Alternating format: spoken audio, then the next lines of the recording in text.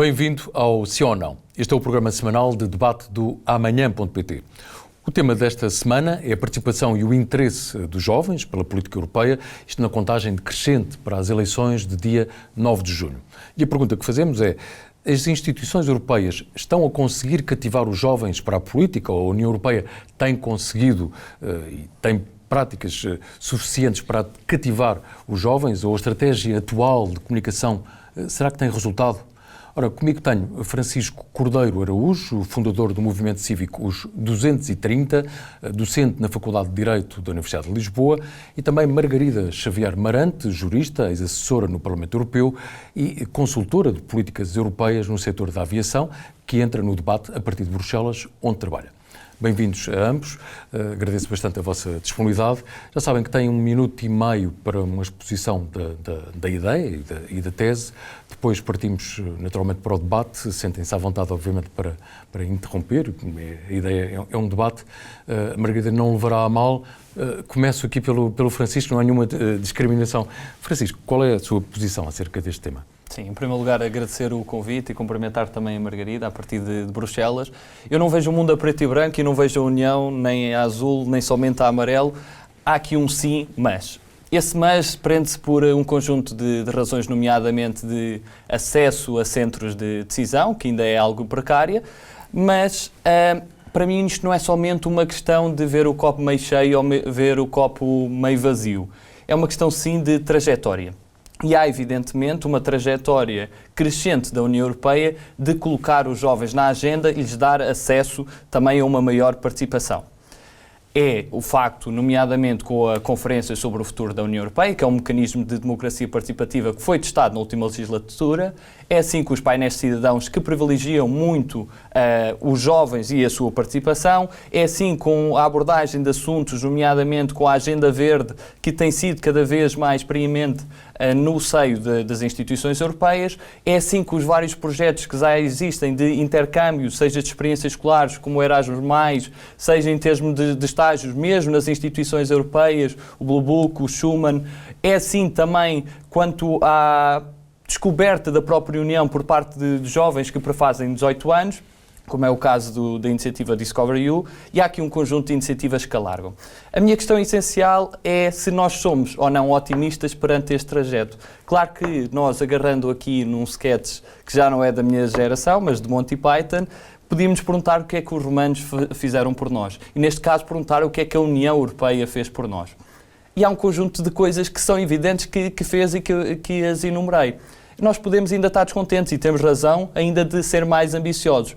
Mas esta parte que nós podemos trabalhar, acima de tudo, está também do nosso lado. Ou seja, não só das instituições que têm feito o seu trajeto, mas nomeadamente como as compomos. E quando nós falamos, por exemplo, de eurodeputados ao Parlamento Europeu, e neste caso da sua média elevada de idades, aí também temos que pôr o ónus na sociedade civil e nomeadamente na escolha que faz dos seus candidatos. E é interessante que iniciámos os debates das legislativas e por acaso tivemos ontem à mesa 2 intervenientes com menos de 30 anos. Por isso essas escolhas também são nossas e não competem somente à União Europeia, mas compete à totalidade dos cidadãos garantir que os jovens também se afirmam no espaço público.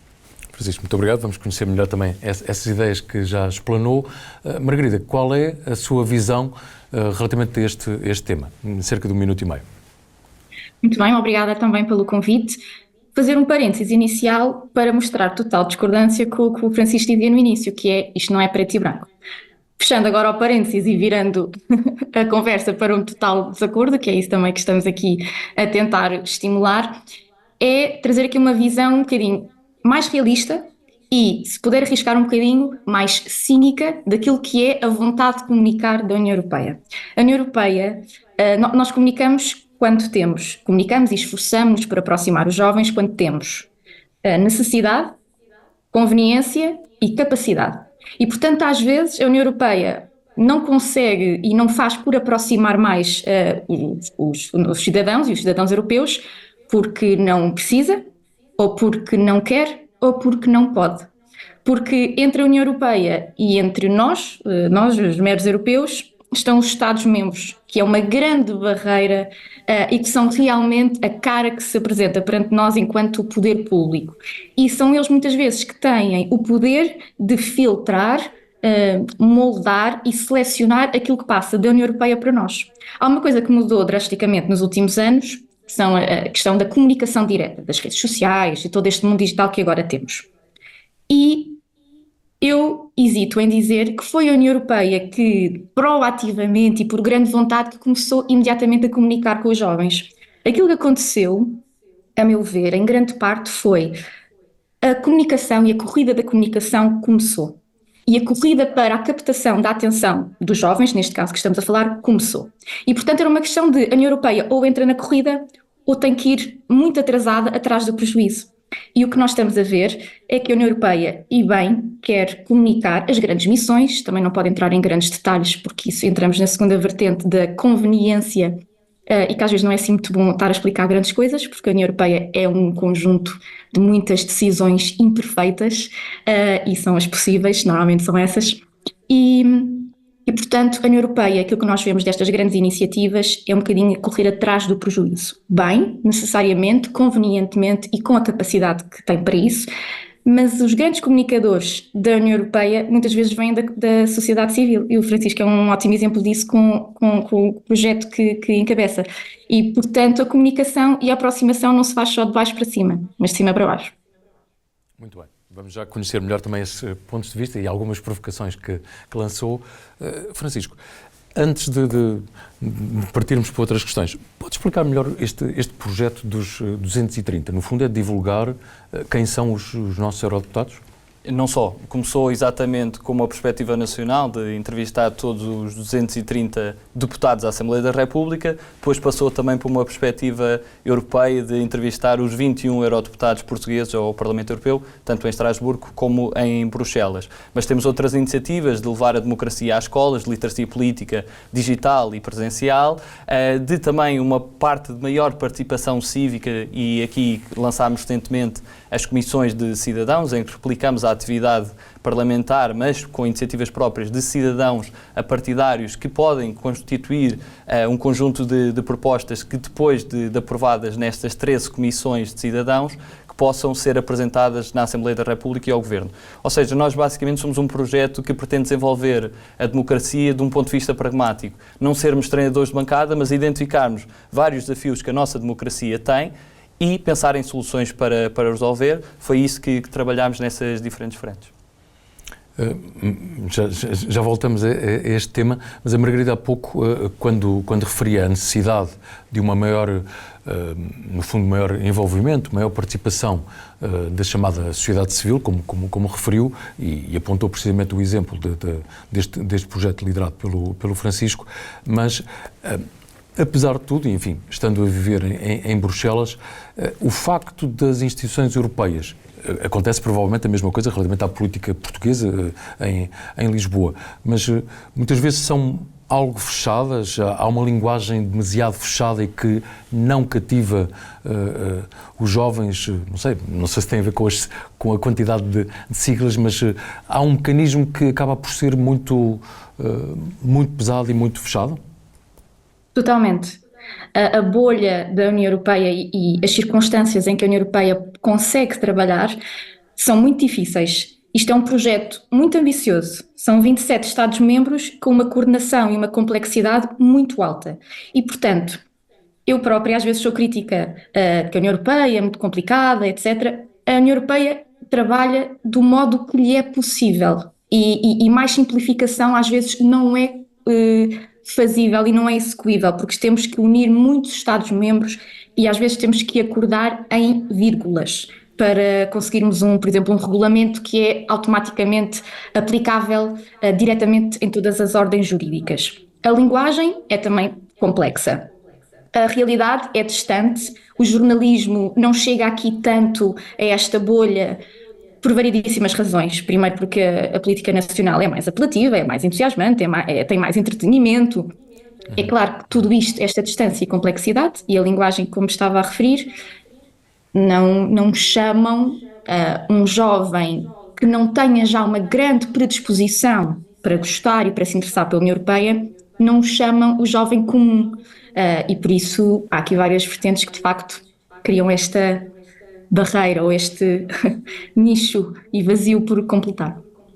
Muito bem. Mas, Francisco, isso não é propriamente um impedimento, por isso eu estava a começar também pelo exemplo do seu projeto, e aquilo que tem demonstrado é que, apesar de tudo aquilo que já foi apontado, mas há um interesse dos jovens, pelo menos os jovens que olham para a Europa também como uma oportunidade de crescimento e de oportunidades em termos salariais, por exemplo. Sim, há sem dúvida um interesse dos jovens perante a Europa, não só nas instituições, mas a Europa em geral, mas também sobre as instituições, e há também um interesse das instituições em se abrir mais ao jovem. Mas concordo exatamente com uma coisa que foi dita pela Margarida. A União Europeia corre atrás do prejuízo, e nomeadamente na postura que tem nas redes sociais, partiu um pouco atrasada. Basta ver na questão do TikTok, que era um assunto tabu há um ano na União Europeia, e a 100 dias de chegarmos às 100 dias das eleições europeias, houve o lançamento de uma rede social que chega a muitos jovens, se calhar da geração abaixo da minha. Porque a União percebeu uma coisa: se não está lá presente, outros estarão. Mas mesmo correndo atrás do prejuízo, a União está à frente do que os Estados-membros estão a fazer, nomeadamente o nosso caso português. O Parlamento Europeu comunica melhor e de forma mais acessível do que a Assembleia da República, mesmo tendo todos estes jargões, todo este europeiês.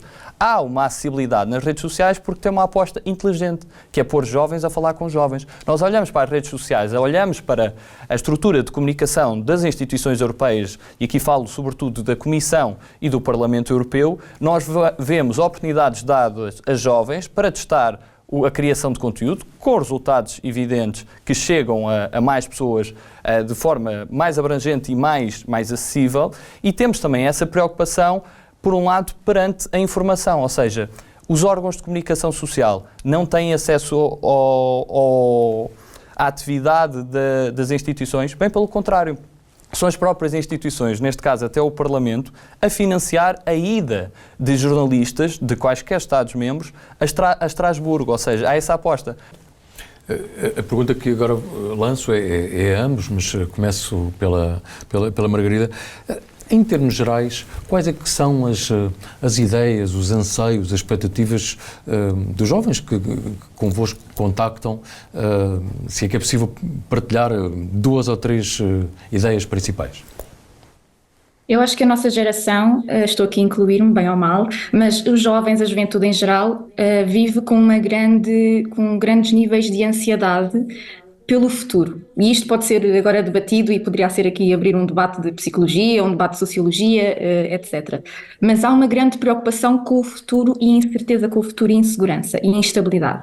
E esta instabilidade ou sentimento de insegurança e de falta de chão liga-se muitas vezes a preocupações com questões globais, como é a grande questão climática. E a questão climática surge sempre no top.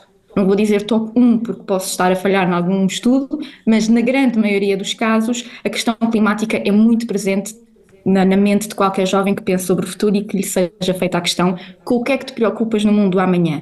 O que é que a Europa, em que é que a Europa se deve empenhar?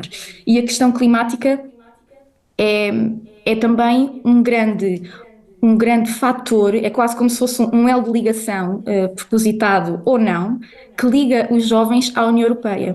Francisco, qual é a sua visão e aquilo que lhe... Sublinho perfeitamente o que a Margarida disse. Quando olhamos para flagelos como as alterações climáticas, nós temos que entender que isto é um problema global. Somos 8 mil milhões de pessoas no mundo, somos pouco mais de 400 milhões na Europa, somos só 10 milhões em Portugal. Qualquer resposta tem que ser global. E para nós termos assento, neste caso, à mesa dos grandes, isto falando de Portugal, apesar de ter perspectivas diplomáticas bastante interessantes, só através da União Europeia é que nós temos uma voz ativa, nomeadamente nas COPs, que acontecem todos os anos. Ou seja, nós, para cumprirmos, ou mais do que cumprirmos somente com as nossas metas, conseguirmos influenciar positivamente que o mundo como um todo cumpra as metas climáticas, nomeadamente redução do nível de emissões, de conseguirmos não ultrapassar, que vai ser já difícil, 1,5 graus comparado com níveis pré-industriais, nós precisamos de uma Europa forte. E eu acho que os jovens têm isto presente. Os jovens sabem que um Portugal na União Europeia é um Portugal também com uma voz mais ativa, um Portugal que consegue estar a par de assuntos globais e ter a sua palavra. Muito bem. E relativamente ao tema das elevadas taxas de abstenção, e aquilo que muitas vezes tem sido o desinteresse dos jovens, mas uma coisa é comparar os cerca de 67%, salvo erro, 69%, aliás, em 2019, de taxa de abstenção, mas veremos o que é que acontece, até precisamente aquilo que a Margarida acabou de referir e o Francisco, sobre o maior envolvimento também dos jovens com a questão das redes sociais e os desafios que se colocam também à própria União Europeia.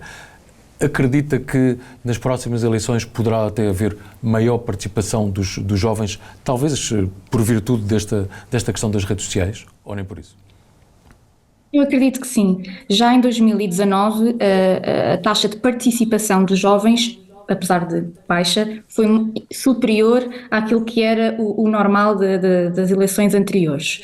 E as redes sociais têm esta vantagem de poder espalhar e cativar e quase contagiar a sensação de conhecimento, de participação, de vontade e de sermos todos pertença de um grande grupo.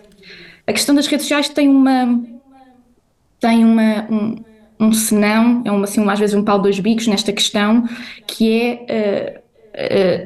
acaba tudo por estar muito vulnerável às emoções e, portanto, os instintos eurocéticos e as desconfianças também lá se contaminam e também lá se dissimam por entre as redes sociais.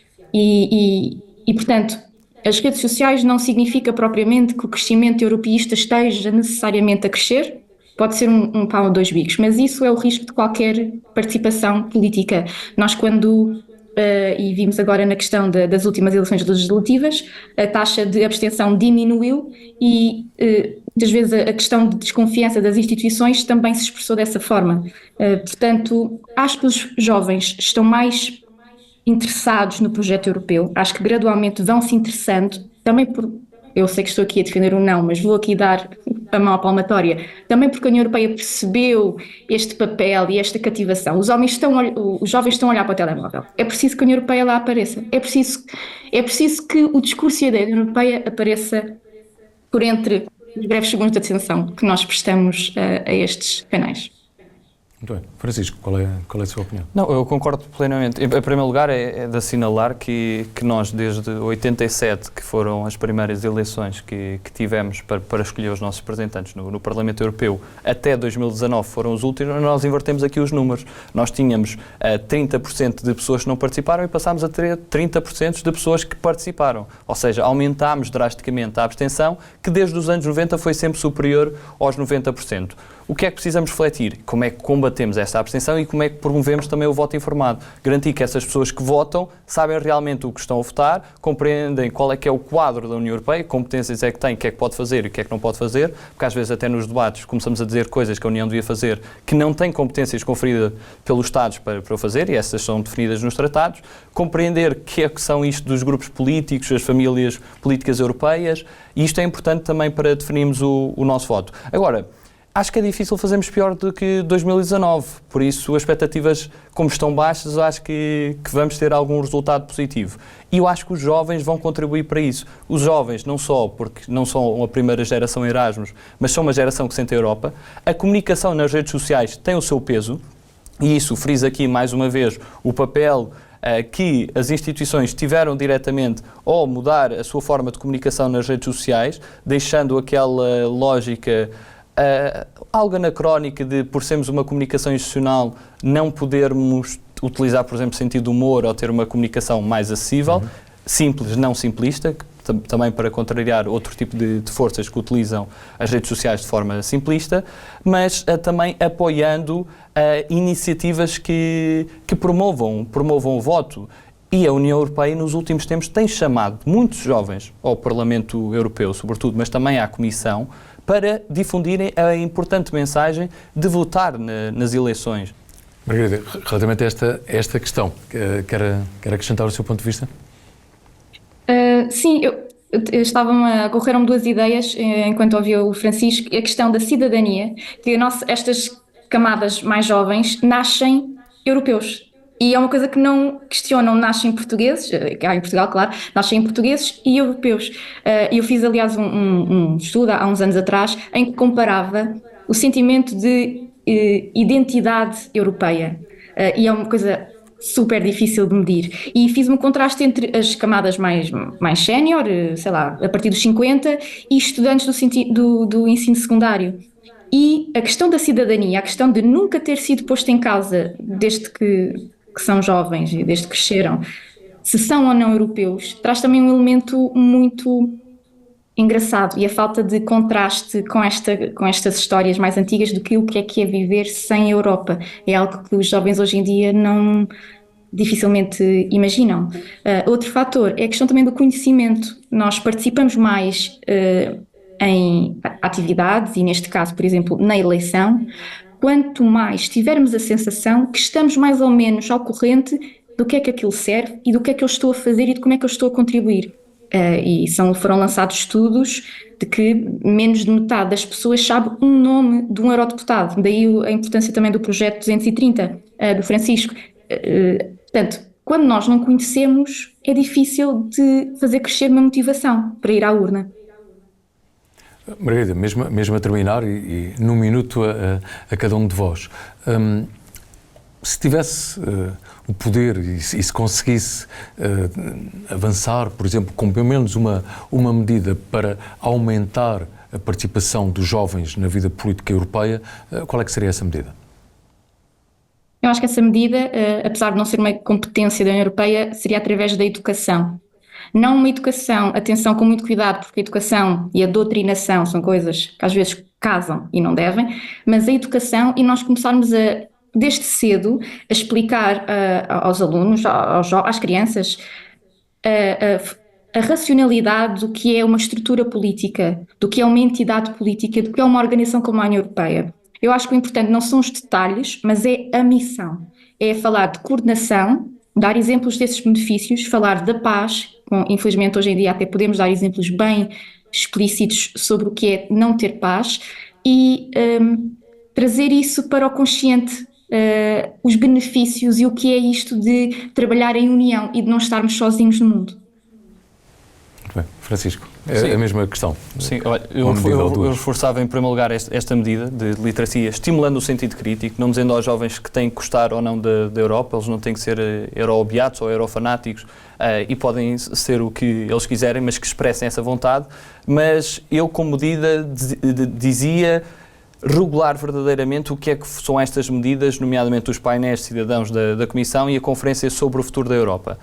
Não cometendo aqui este clichê de citar JFK, mas eu acho que nós temos que nos perguntar não só o que a Europa pode fazer por nós, mas o que é que nós podemos fazer pela Europa. E esta perspectiva de colocar a responsabilidade no cidadão, de dizer isto também é um projeto teu, trabalha por este projeto, traz ideias e ser pragmático, é algo interessantíssimo. E quando a União diz a Europa constrói-se dos cidadãos e lhes dá ferramentas, não só agora como uma plataforma também em que podem colocar as suas ideias, mas ajuda-os também e dá-lhes condições para trabalhar estas ideias, mudamos aqui um paradigma. Isto não é um serviço que nós obtemos, é uma comunidade de que fazemos parte. Muito bem. Agradeço imenso a vossa disponibilidade, a vossa partilha também de ideias, Francisco e Margarida. A propósito destes temas, sugiro vivamente não só conhecermos melhor através dos sites, procurar mais informação nas instituições europeias, mas a própria visita em Bruxelas ao Museu da Europa, porque é muito interativo, é muito dinâmico. Só há relativamente poucos anos é que fui visitar e é absolutamente apaixonante, no sentido que falavam também de nós valorizarmos mais aquilo que muitas vezes temos como adquirido e infelizmente nós estamos a perceber nos últimos 2 anos que não devemos dar como adquirido e temos de trabalhar todos os dias. Mais uma vez, muito obrigado. É tudo. Já sabe que pode ver este e outros debates no site amanhã.sapo.pt, também na Euronews, aliás, fica disponível no canal YouTube em português. Pode ouvir o podcast e, claro, ler o jornal Portugal Amanhã, que sai com o sol à sexta-feira. Conto consigo na próxima semana.